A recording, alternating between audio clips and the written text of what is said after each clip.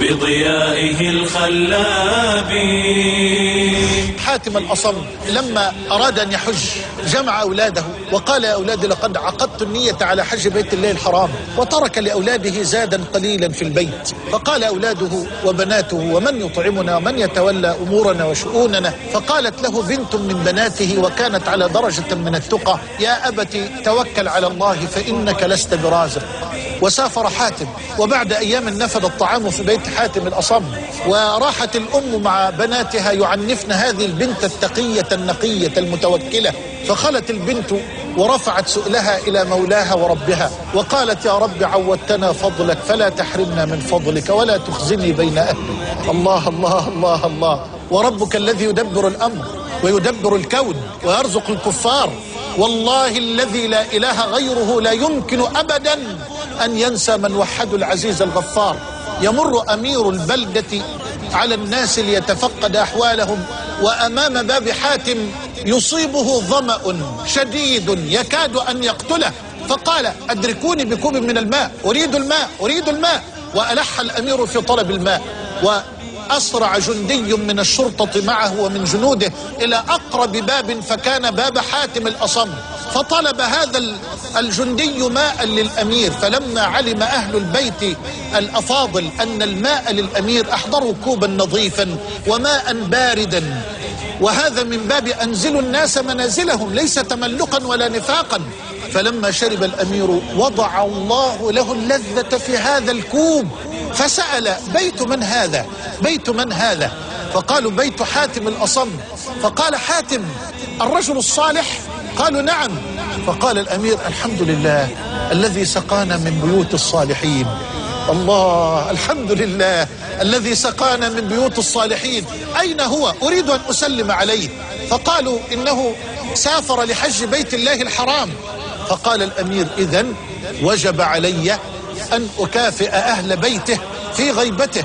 وأخرج صرة مملوءة ذهبا وألقاها في بيت حاتم الأصم، لكن الرزاق أراد المزيد فأنطق الله الأمير. فالتفت الأمير إلى الجند معه وقال: من أحبني فليصنع صنيعي. والله اللي بيحبه واللي ما بيحبوش هيجامله جايز ربنا يكرمه في أول تشكيل وزاري يمسك وزير.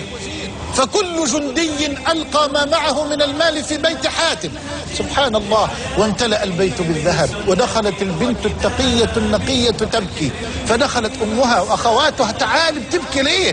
ده احنا أصبحنا أغنى الناس في البلد. فقالت: لقد نظر إلينا مخلوق نظرة فاغتنينا، فكيف لو نظر الخالق إلينا؟ يا الله، لقد نظر إلينا مخلوق نظرة فاغتنينا. عطاء أمير أغناه، فكيف إذا كان العطاء عطاء الملك القدير، وعطاء الأمير عطاء الملك القدير؟ فوالله ما أحسن الأمير إلا بعد إحسان الملك القدير. لقد نظر إلينا مخلوق نظرة فاغتنينا، فكيف لو نظر الخالق إلينا؟ أيها الحزين، أيها المكروب، أيها المتألم، أيها المريض، أيها المظلوم، أيها المهموم، أيها الخائف، يا من فقدت مالك، يا من فقدت وظيفتك، يا من فقدت صحتك، يا من ابتليت في منصبك، يا من ابتليت في البورصة، يا من ابتليت في الزوجة، يا من ابتليت في الولد، يا من ابتليت في النفس. وتوكل على الله وكفى بالله وكيلا. اطرح قلبك بذل وانكسار بين يدي الوكيل جل جلاله، الذي تكفل بالخلق إيجادا وإمدادا وخلقا وتدبيرا وهداية وتقديرا. اصدق في التوكل، اصدق في اعتماد قلبك عليه، وخذ بالأسباب الميسرة لك في حدود قدراتك وإمكانياتك وطاقاتك فقط، وفوض الأمر إليه، واطرح قلبك بذل وانكسار بين يدي الوكيل، بين يدي العزيز الغفار سبحانه وتعالى. فالله يأمر نبينا المختار بقوله: وتوكل على الله وكفى بالله وكيلا. جيل كقرص الشمس فوق سحاب، متوهجون بضيائه الخلاب.